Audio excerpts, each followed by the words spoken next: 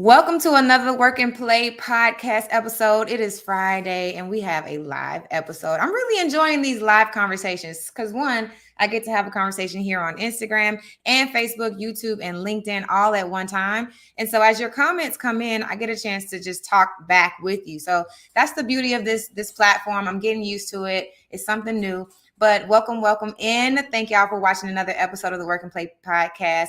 If you're watching on YouTube, or LinkedIn or Facebook, drop a comment, like, or just go ahead and share it to somebody, whether you're watching this on a replay or live, because this is a conversation I think we all need to have. I've been having a lot of profound conversations and I want to bring them all to you in a succinct manner because I can literally throw all the topics at you at once. But today we're titled this conversation, What's the Cost of Freedom? And I realize it's important for us to level set expectations because if we're on this journey of becoming entrepreneurs, right? First of all, we talked about last week, why are we doing that? What is our decision like tied to about leaving corporate America? Is it quitting because we want to fire our boss, or is it leaving to do something bigger and better with your life? All of these options really require you to just sit down and think, right? But let's say you decide, listen, out of all of the things that we could all want in our lives, we all want freedom, we all want impact, and we all want income growth. What is the most important to you, right? For different phases in your life, different things are going to be top of mind for you. But if you're thinking right now, all I need is freedom. All I need to do is get my time back so I can do what it is that I want to do. I can make the money that I want to make and I can have the impact that I want to have. Then let's stick to the conversation. Let's have a conversation about freedom and what it is that it takes for you to actually get that freedom that you desire. So the conversation here is tailored around getting back your freedom. And I was having a conversation with a friend of mine yesterday just around like, what does it take to be successful in both corporate and entrepreneur? So we'll start here. When I was in corporate America, I really, it's hard for me to chew on these words because I would say what really made me successful as a corporate professional is because I was able to be liked.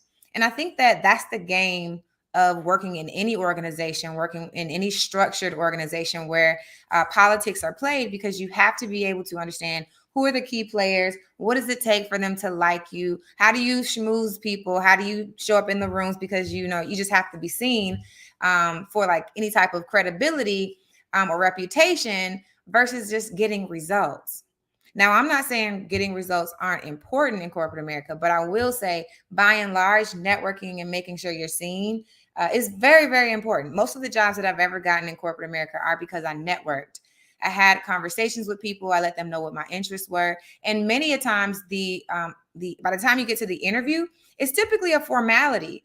So if you've ever been in the situation where you got a job before you actually had the interview, drop it in the chat, because I know I'm not the only one. When you know that, okay, you've contacted the right person, you know who the talent managers are, you know who might be the person who offers the job, right? And then your resume speaks specifically to that role, you circumvent some of the process that's created, which are just literally formalities so they can sometimes get candidates off the street, and you go straight to the job. That's the interview process. Did y'all know that? Did you guys know that about 70% of the available roles aren't actually posted on job sites? Which means, what is that? 70% of the jobs that are actually acquired are either gotten through word of mouth, recommendation, right? Or already like internal promotions, right? So even though they opened a role, they already had someone spotted for that position. Did you guys know that? That happens all the time. So in order for you to get your foot in the door, you already have to be a part of the conversation. So it takes a certain level of savvy to navigate that type of culture if you want to be successful in corporate. So let's take it over to the opposite side. When you come into entrepreneurship, yes, being liked is important, right? People don't want you in the room if they can't feel the vibes. But what you really need to shift your mindset to is, am I delivering results? So if you're in a space where you actually prefer just being graded by your work, your performance is based on what you put out, then you may be best suited for entrepreneurship. Because if you are able to produce output consistently on a consistent basis, that's all your clients care about. Yes, your clients want to like you, Your clients want to vibe with you, but if you have a done for you service, then they don't necessarily care. Right? I had a conversation with my therapist, and I told her that, against like the general advice, which is like find a therapist you like, find a therapist that makes you feel comfortable, someone who makes you feel at home, like you guys are girlfriends, you guys can have a conversation. I wasn't looking for that. I was looking for someone who was able to push me and challenge me on thoughts. When I came into a conversation and said, I feel like I'm better, for her to say, nope, we have talked about these patterns and we've identified patterns in you that we still want to work on. This is a challenging conversation. And at times I did not like my therapist, but she was effective. Are you getting what I'm saying? So because I was getting the result that I desired out of our relationship, I continue moving forward because I'm getting the result that I need as a person. That is what entrepreneurship is like. Many times people will want to be around you, but after a while, if they're not seeing results, your community is going to die down. People are not going to want to continue to patronize your business. Your services will not be shared, right? And if your services are based on referrals or testimonials, then if you don't have the testimonials, if you don't have the word of mouth contact for people to say like this person delivers, then your business is going to suffer. So just to reset, if you're that person who doesn't really want to schmooze up to like leadership and have these conversations just to be in the room, that you don't necessarily feel is moving the needle, and you feel like you're more suited for like, hey, let me do the work, let me produce results, and let me get paid based on those results, then you can consider yourself on the journey of being in entrepreneurship. Now, what are the challenges that come about when you have this mindset? So you want to move into entrepreneurship and you're like, okay, I'm a results-oriented person. You've already started your business and you start to have friction. Friction can be conflict. Friction can be your energy just shifting, because let's be clear. If you have a business outside of your job, yes, you can manage both, but we only have, let's say if we have a pie of energy, we only have 100%, right? We only have 24 hours of the day.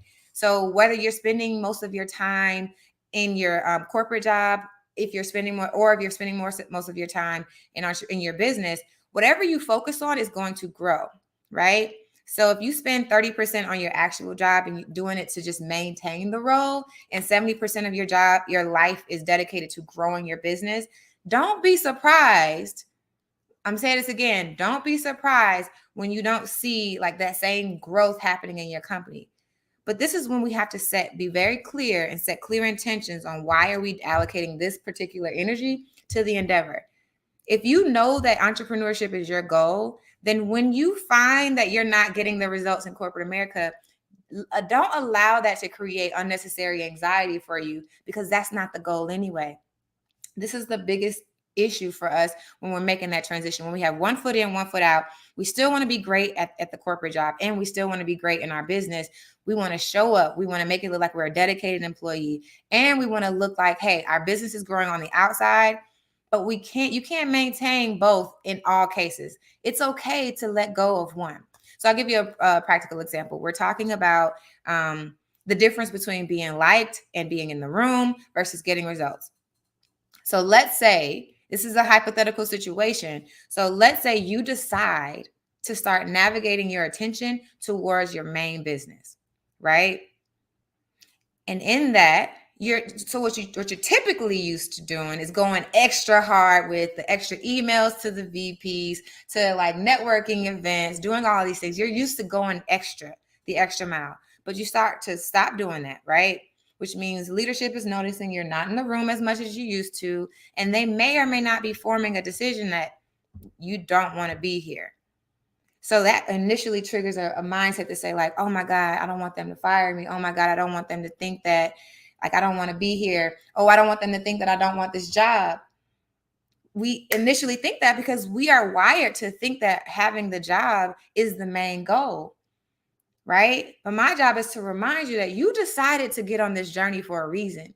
It might be hard, it might be scary to let go of this ledge of having the 9 to 5, but you decided to move into a direction where both feet are going to be off that ledge in no time. So the only thing that holding on to that old job is going to do is going to make you hesitate, and it's going to make making that transition even harder, because now it's you're not focusing on the main thing. Let go of your fear of letting go of that 9 to 5. Let go of your fear of letting go of that stability, because now you're in a direction of creating stability in a whole new place. But this is what happens when you don't recognize both realities are true. Right now, you're operating in the reality that being liked and being accepted in the workplace and doing all of the networking things and making sure that you show up in your 9 to 5. Right now, you're trained to think that's what success looks like. That reality exists. If you want to stay in that reality, that is totally fine. But if you decide to live in this new reality, you have to learn a new way of being, a new way of thinking, right? A new way of focusing on results and not allowing time to pass by simply because you're liked in the office space. You now have to own up to what it is that you can deliver, right? I used to think entrepreneurship was stupid before I became an entrepreneur. Because I'm like, first of all, why do you want to eat what you kill? Right. And at times, all you have to do is tap the little mouse pad. Am I telling on myself? Because if you tap the mouse pad, it stays available. And now you don't have to act like you're working super duper hard on the computer. But what have you accomplished at the end of the day? You look back at the end of the day and you realize all I did was tap the mouse all day and I didn't even accomplish anything. So there came a time where I wasn't even an entrepreneur, but the fact that I wasn't getting results was just eating me up inside. And I didn't want to have a life where all I have to do is tap the mouse, stay alert, stay available, and get paid. For me, that started to eat me up. So I was on the transition before I even knew that there were two worlds that existed. But I'm telling you now, there are two worlds that exist. And even if it feels like you're failing in one, you're preparing yourself for the next journey ahead. The last thing I want to say, I want to talk honestly about the journey. When you decide freedom is actually what you want, and I liken this to many journeys of freedom that we're all familiar with, right? So if freedom is what you really want, what does it take to get there? Yeah, we might have to journey through some mud. Yeah, we might have to journey through some back roads without a map. Yeah, we might have to be stealth, right? Maybe it might be a little bit more challenging before it gets easy. But don't let that stop you from getting to where you ultimately want to go. My job is to remind you what it looks like on the other side, right? Being able to wake up and own your time, being able to work on projects that you want. Yeah, you might wake up and you might work at 3 o'clock in the morning, but you're up at 3 o'clock in the morning before you even realize what time it is. Can you imagine what it feels like to be so engulfed? And by the way, if you guys are here and you're enjoying this conversation, or if you have something to say, go ahead and add to the conversation. Because I know that when I found out what it felt like to work on a project till 3 o'clock in the morning and forget that time even existed, I was immediately opened up to what life would look like if I started working by results. To start doing things and delivering products and deliverables and services without being asked, because I wanted to, because this is what the work that fed my soul. And so long as I was working on this, it could be a 24-hour day, I was fulfilled. Now, in the space where I was doing all that and I was making a salary, it didn't matter how hard I worked. I could work all day and night and still get the same check. But I decided, you know what? If I work this hard, if I'm going to decide to work harder than I do on this 9 to 5 for a period of time, I can get more and better and more lucrative results. I think that might be worth the journey. I think it might be worth a sleepless night or two, right? But this is us deciding what our priorities are and what our values are. Remember, I asked you in the beginning of this conversation, when you think of impact growth, freedom, and impact, income growth, and freedom, which one is most important to you? Feel free to drop it in the chat.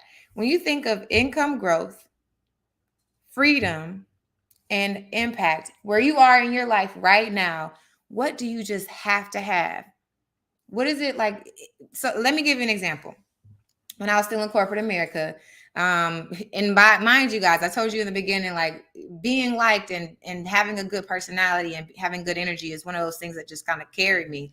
So when it came time to have to do my job, because as things started to shift, my role started to change, and I had to decide, like, do I actually want to be here? Subconsciously, I was like, I don't want to be here, subconsciously. And it was showing in my work. So remember, when that is in your mind and you don't even want to be there, people can tell. So you might as well start to understand that if you are not in the space of, I want to be liked, I want to be liked, I want to make them like me, I want them to see me, I want them to talk about me when I'm not in the room, then you need to start realizing that if you're not going to play the be liked game, then you're going to play the results game.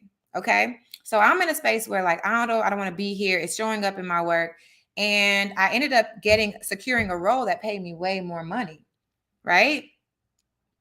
Well, was I happy? Y'all can probably guess. More money did not make me happy in that moment. You could have paid me twice as much to do the same job and I wasn't going to be happy. Because freedom, like you said, Kendra, freedom was number one, utmost important to me in that phase of my life. I needed to do whatever it took to get freedom. So I shifted my values. Because at that point, I thought money was the number one value for me. I thought income growth was most important, but I was on a trajectory where I could have gotten income growth easy, right? I could have gotten income growth easy, but if I didn't want to stay in that position, I was going to have to change my values, and I shifted. I said, I need freedom. What does it take for me to get my freedom? Right? Now, I took the less strategic route, because I tell you guys all the time, I'm Ariel and I left corporate America without a plan. I did not have a plan, but I was willing to cut ties in order for me to get the freedom that I deserved. Right? How was I going to get that freedom? How are you going to get that freedom for yourself? Right? Now you can jump off the ledge and hit your head on all the bumps and bruises, right? Or you can create a plan where you got a little parachute. You can jump off of a safe ledge and then you can glide down to the bottom so that you're safe, right? And perhaps you don't end up at the bottom. Perhaps you end up at a level where you just have to work your way up. Because let me tell you this is the last thing when it comes to freedom. In order to get your freedom, you're going to have to go through a path. It's not going to be a straight line, okay? It's not going to be a straight line. It's going to be a journey. If you're going to go through a valley, you're going to go up a hill and then you're going to descend. But please know that at the next level, you have another height, right? So whether you decide to jump off and hit your head and figure it out on your own, or you decide to put on a parachute, have a plan, and make your exit so that you safely land on solid ground, what does that cost to you? What are you willing to go through in order to get to the level of freedom that you desire, right? I had to shift my values. I had to let myself know, tell myself, money is not the most important to you right now. Freedom is most important to you right now. And I was willing to do whatever it took to get the freedom that I desired. So now that I'm in this phase in my life and I have the freedom that I need, it really costs a lot. It costs a lot of money for me to give up my freedom in order to do anything else.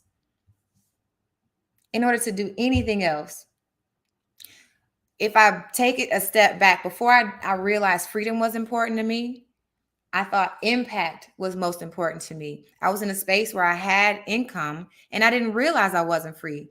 So impact is what woke me up to decide what I wanted to get from my life. Somebody asked, what do you define as freedom? What is your definition of freedom? I'm going to put that question back on you. What is your definition of freedom? Because for me, it was controlling my time, controlling when I woke up, controlling how I spent my day, controlling the type of work that I did, right? So maybe you're a generalist right now in communication, but maybe all you want to do is write copy for websites.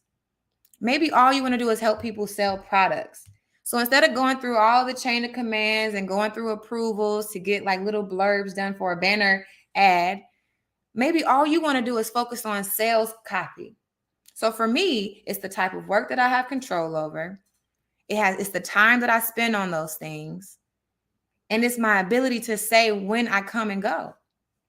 That's what freedom means to me. And it will take a lot for me to decide whether I'm going to give that up or not. I realize that in this phase of my life, that's what's most important. And I have it. So now I have to focus on what? Income growth, right? Income is now a value that is shifted back on the plate. I'd rather be free and make 45K than make 100K and be binded to having a supervisor. Thank you so much. I want to say Women's Basketball Network, but if you could drop your name, like I really resonate with that. I really resonate with that. You have to understand your values for yourself. Once you identify how much does freedom cost to you, how much is it worth to you, what are you willing to sacrifice in order to get there? That's a real life conversation that we typically have behind the veil, right? We typically have behind the veil because you're going to have to sacrifice some things if freedom is what you put at your number one level, especially in this space in your life right now. So now that I have that space, it's like, okay, how do I get to the money? How do I focus on that? And then, like I told you, impact was really important. In 2017, that's what woke my heart up. But I realized I went after impact first. The first thing that I did when I quit my job is I worked at a shelter for homeless individuals. And I focused on impact for an entire year, right? And I didn't realize that's what I was doing. But I would go home. I would not spend Christmas and Thanksgiving at home because I was so focused on doing the work, right? And some people would call me and say, "Oh my God, you get to do like good, grateful work." But as I was doing it and I wasn't making any money, my value for impact started to shift. I started to realize I can't be happy doing this impact work if I'm not focusing on getting my life back. Because now I'm tied to this 9 to 5 and I'm not making any money. So I don't have freedom and I don't have money and I have impact. That wasn't right on my board. Now, some people, you don't need to make any money. You have to understand what your values are before you step to a coaching relationship, because I'm only going to help you get to what you want, right? But once I realized, okay, I have impact, but I don't have income growth and I don't have freedom, we got to figure out how to shift things. And this is the freedom that you allow yourself when you know that you're working towards your personal goals. When you know that you're working towards your purpose, you give yourself the time to say, okay, I'll put freedom, I'll put income up here. I'll work towards income really, really hard. And if that doesn't work, okay, I'll shift. But don't be afraid to do something because, oh, I'm not going to make any money, so I'm not going to go work at a homeless shelter because I'm going to be broke. For some people, that's how you find out impact is your number one thing, and that's all you need to be happy. You got to give yourself that space and time to grow into that space for you to know what's most important to you. And once you try on that shoe, you say, okay, this isn't the shoe that's the best fit for me. The climb up levels. What is that? The climb up levels out as you go higher. That's why I rather focus on the destination than the journey. Thank you, Daniel. Yes, thank you, Daniel. I'm tapping in from Women's Basketball Podcast. Hey, I gotta tap in with you then. In that case, I'm definitely always interested in tapping in with other podcasters. And that's another thing. All right, I'm gonna say this and then I go. But when it comes to freedom, as I've been into this podcast game, the reason that I started the podcast was that so more people can understand what it is that I do as a coach, which is help people leave corporate America and transition into entrepreneurship. But it's bigger than that. It's much bigger than that, because the journey, y'all know, we don't want to talk about the process. We don't want to talk about the work that it takes for you to do that. But there's so many steps in the process before I can just say, woohoo, you're now an entrepreneur, right? But the journey is the reason that I started this podcast. But what I realized is when I went into the podcasting space, podcasting was more of a hobby for some folks, right? So creativity, expressing creativity and impact is high on some podcasters' list. Even if they aren't making any money, even if they aren't actually getting business results, as long as they put out an episode once a week, then it's like, But remember, this is the last thing, and I'm going to finish up here because this is where we started. Being liked and giving results, these are two different worlds. Being liked and giving results is two different worlds, right? You spent a long time working in this political space where just being liked and showing up is what gets you the promotion, whether you do the job well or not. You spent a lot of time in the space. But I decided podcasting is not just me putting out episodes. Like I'm not in the space of just putting out information, just putting out stuff. I'm in the space of results. So if you're not getting results, then I wouldn't be getting paid for doing the work that I do on the podcast. That would be an indicator, okay, podcasting it's not where I give impact. It's not where I get results, right? Podcasting is fun. What was that? Agreed. It's fun. I'm enjoying it, and I'll reach out to you. Absolutely. Let's do it.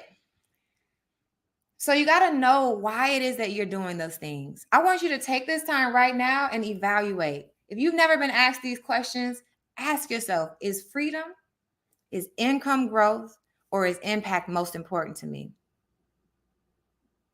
And once you decide what your number one priority is, I don't want you to stop until you get it. And when you get it, I want you to evaluate yourself. Are you happy? You might have income growth right now, but are you happy? You might be impacting folks right now, but are you happy? Because if you're not happy, you're not going to stay at that level long enough.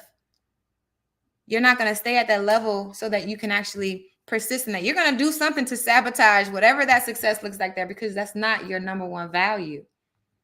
Same thing happened for me. I was making income growth, but I wasn't happy. I didn't have the freedom. So you know what I did? I left. For someone whose number one goal is income growth, they're like, you left money on the table. Yeah, because that wasn't where I wanted to be. Because I didn't see another way for me to have what I needed and shift at the same time. I didn't know how I could do that. And because I didn't know how I can do that, I sacrificed a lot. And I played in different realms, and I learned a lot about myself. I now know that I've played in the freedom bucket, I've played in the income growth bucket, and I've played in the impact growth bucket. And I now know what's most important to me, and I know what my hierarchy is. Do you know what your hierarchy is? Do you know what you're working towards? Because once you know what you're working towards, you know exactly what it costs for you to get what you want, which is freedom or impact or income growth. But you now know what you're willing to sacrifice in order to get it. Mexico, play, or play. Income growth is number one on your list. Then are you where you want to be in order to get that income growth? Or are you kicking the can, pressing the mouse button to stay active, and you're not going after it? If you're not going after it, then maybe income growth is not important to you. But if you are going after it, but you're trying to hold on to impact, and you're trying to hold on to freedom and stuff, if money is what's most important to you, you need to be doing the things that's going to get you money. Okay? But sometimes when you don't know where your values lie, it's hard for you to figure out, what do I do with my time? What's most valuable for me to maximize my time? And we play in all buckets because everything makes sense, right? We can have this conversation all day, but I will tell you this. When you think about the different worlds that you live in right now, just know that there are two realities that exist. The reality that you exist in right now, you know it well, but there's so much that you don't know on the other side that's going to get you where you want to go. And instead of figuring it out on your own and jumping off the cliff and hitting your head and bumping and scraping your back, right? When you have someone right in front of you who knows exactly what that path and that journey looks like and has exactly what it is that you want, then why would you waste time figuring out the hard way the same thing that I already did? That is how I realized what I'm here for, right? So if that's something that you're interested in, you know what your hierarchy is, you've done your reflection, then take your time, right? Decide where you want to go and pursue it hard. Pursue it hard. I appreciate you guys being here. I'm always available. So if you want to continue this conversation, if you want to evaluate the journey from corporate to entrepreneurship and decide that I might be the person to help you get there, then all you have to do is click the link in the description or the bio on Instagram to start to work with me and see if we'd be a good fit to work together. This is a journey, but the dream does exist and we can work towards it together. You just have to be willing to do the work. All right.